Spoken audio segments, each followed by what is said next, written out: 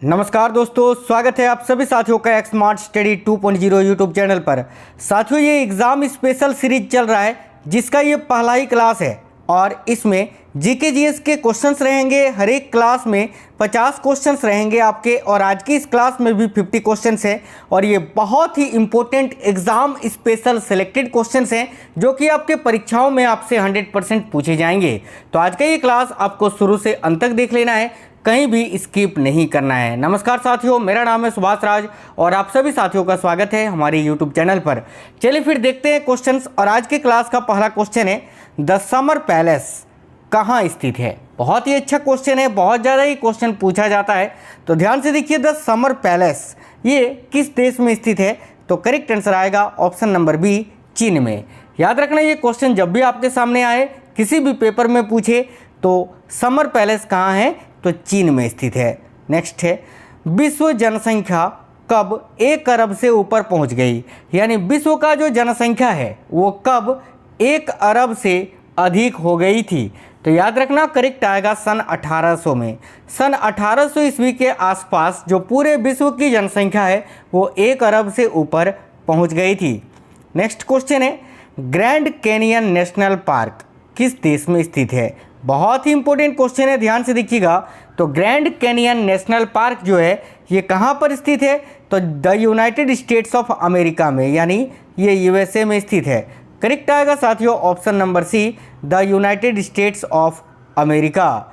Next है, किस राष्ट्र को लेबनान में तेल रिसाव से नुकसान के कारण संयुक्त राष्ट्र के द्वारा दंडित किया गया है? काफ़ी अच्छा क्वेश्चन है। तो देखिए, यहाँ आपका करेक्ट आंसर हो जाएगा इजराइल को। इजराइल इस क्वेश्चन के लिए आपका करेक्ट आंसर होगा। नेक्स्ट है, किस काल की लिपि को चित्राक्षर लिपि कहा जाता है? तो भाई इनमें से वो कौन से काल का लिपि है जिसको चित्राक्षर लिपि के नाम से भी जाना जाता है? तो याद रखिएगा, सिंधु काल की लिपि को। ठीक है, ऑप्शन नंबर भी करेक्ट होगा, सिंधु काल। उच्च स्तरीय इंडियन स्कूल ऑफ बिजनेस यानी ISB, Indian school of business, ये कहाँ पर स्थित है?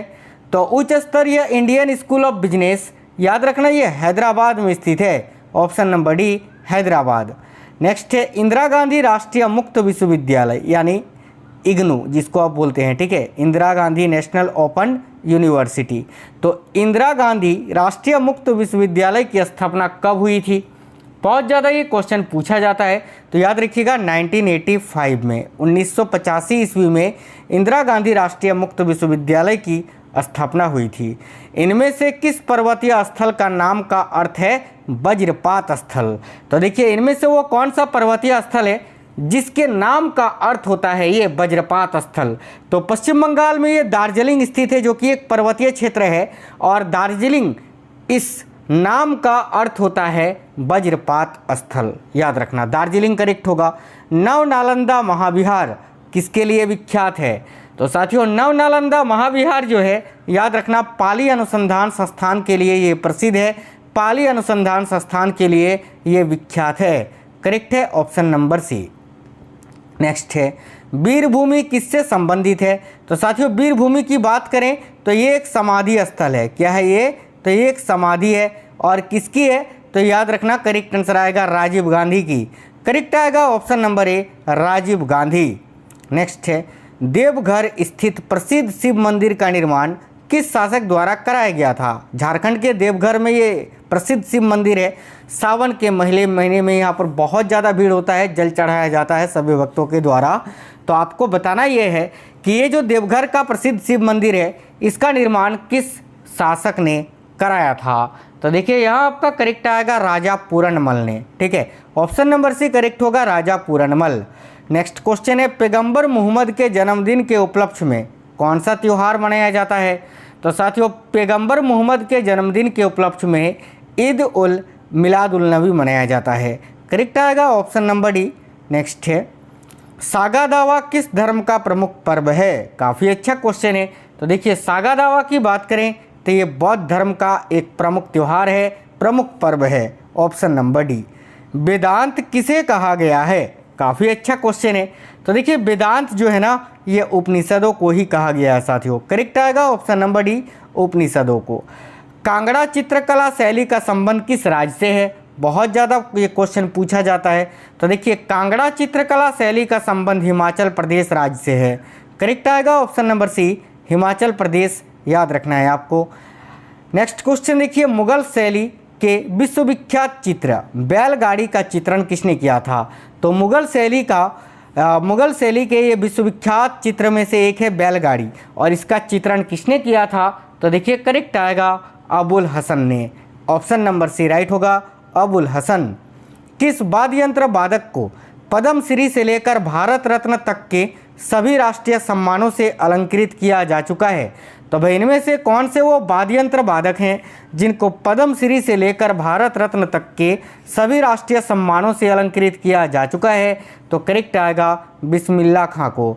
बिस्मिल्लाह खां जिनका संबंध शहनाई से था, आपको याद रखना है।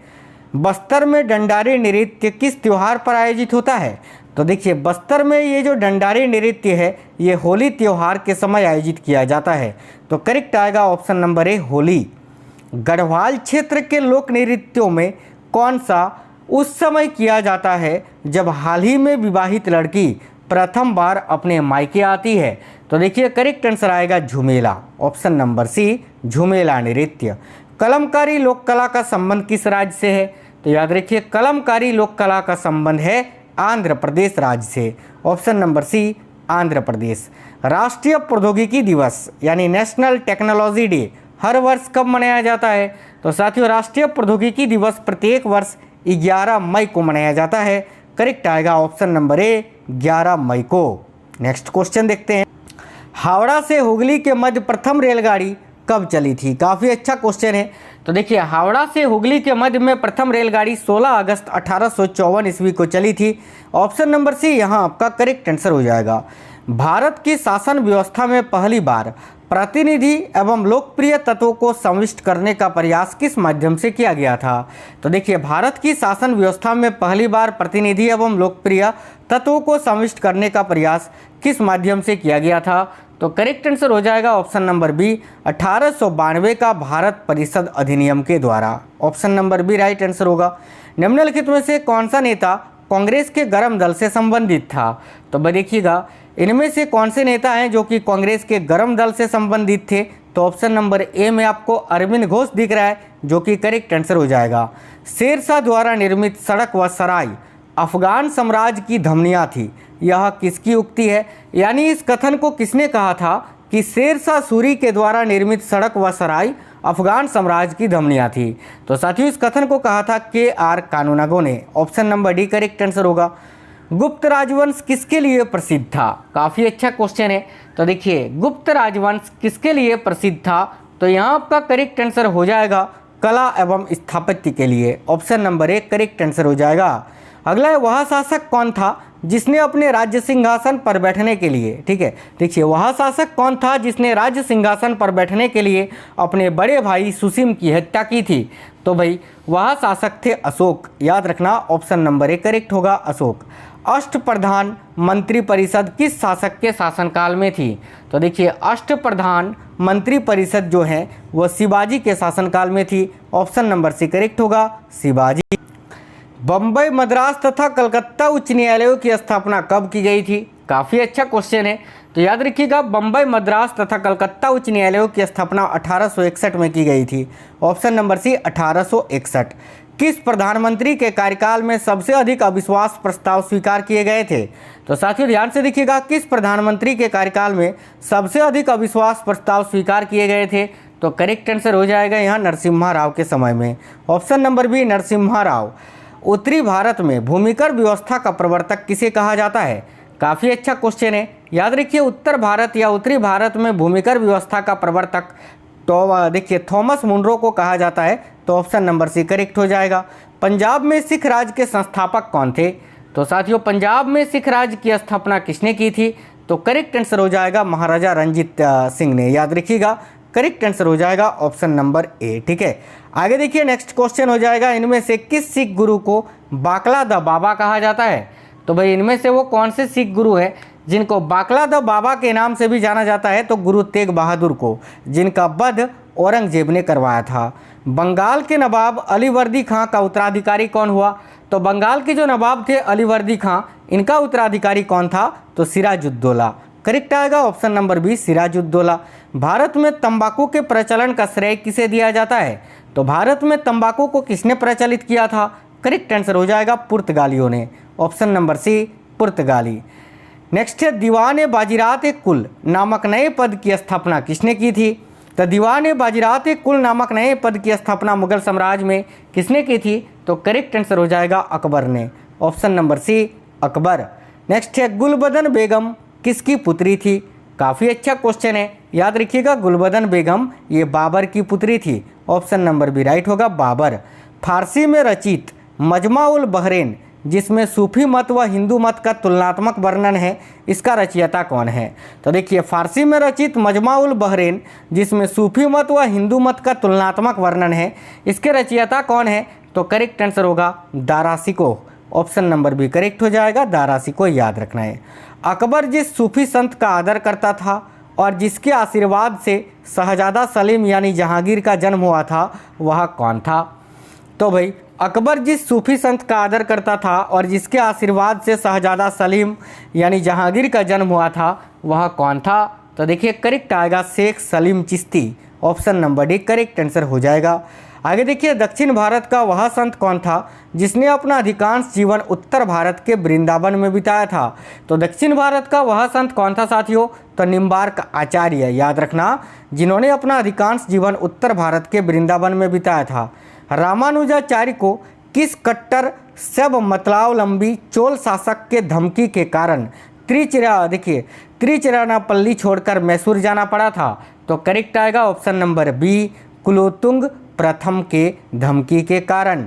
नेक्स्ट आएगा, विजयनगर काल में ग्रामीण शासकीय इकाई पर शासन के लिए 12 व्यक्तियों को नियुक्त किया जाता था, जिसे क्या कहा जाता था? तो देखिए, विजयनगर काल में ग्रामीण शासकीय इकाई पर शासन के लिए 12 व्यक्तियों को नियुक्त किया जाता था, जिसको क्या कहा जाता था? याद रखिएगा, आयंगर। करेक्ट आएगा ऑप्शन नंबर बी। हरिहर एवं बुक्का ने जिस संत के प्रभाव में आकर विजयनगर राज्य की स्थापना की, उसका नाम क्या था? तो देखिए, हरिहर एवं बुक्का ने जिस संत के प्रभाव में आकर विजयनगर राज्य की स्थापना की, उसका नाम क्या था? तो याद रखिएगा, माधव विधारण्य। करेक्ट है ऑप्शन नंबर ए। नालंदा विश्वविद्यालय के विनाश का कारण क्या था? तो भाई, नालंदा विश्वविद्यालय की स्थापना बख्तियार खिलजी ने की थी, जो कि साथियों मुसलमान था। तो करेक्ट आएगा ऑप्शन नंबर ए, मुसलमान। आगे देखिए, अलाउद्दीन खिलजी के आक्रमण के समय देवगिरी का शासक कौन था? तो जिस समय अलाउद्दीन खिलजी ने आक्रमण किया था, उस समय देवगिरी का शासक था रामचंद्र देव। करेक्ट है ऑप्शन नंबर ए। उत्तरी भारत की प्रथम महिला शासक या शासिका, दिल्ली पर राज करने वाली प्रथम महिला शासक कौन थी? तो करेक्ट आएगा रजिया सुल्तान। आगे देखिए, नेक्स्ट है, रावण की खाई, 10 अवतार, कैलाश गुफा मंदिर आदि कहाँ मिलते हैं? तो करेक्ट आएगा एलोरा में। ऑप्शन नंबर ए, एलोरा की गुफा में। प्रशासन के क्षेत्र में चोल राजवंश का मुख्य योगदान क्या है? तो प्रशासन के क्षेत्र में चोल राजवंश का मुख्य योगदान क्या है? तो सुसंगठित स्थानीय स्वशासन। याद रखना ऑप्शन नंबर डी। आगे देखिए, एडवर्ड जेनर किस रोग से जुड़े हुए हैं? तो भाई, एडवर्ड जेनर ने किस रोग के टीके की खोज की थी? तो चेचक के टीके की खोज की थी। ऑप्शन नंबर ए करेक्ट होगा। खुराना को किस आविष्कार के लिए सम्मानित किया गया था? तो भाई, हरगोविंद खुराना को किस आविष्कार के लिए सम्मानित किया गया था? तो करेक्ट आएगा ऑप्शन नंबर बी, जीन संश्लेषण के लिए। आज के इस क्लास में एग्जाम में स्पेशल टॉप 50 क्वेश्चंस थे जीके जीएस के। आई होप आपको क्लास पसंद आया है, और क्लास अगर पसंद आया है तो अपने 5 दोस्तों के साथ जरूर शेयर करिए। वीडियो को एक लाइक और अपने सभी दोस्तों तक जरूर शेयर करना। अगर नए साथी कोई भी है, सब्सक्राइब कर लीजिए चैनल को, बेल आइकन ऑन कर लीजिएगा। तब तक के लिए जय हिंद, वंदे मातरम।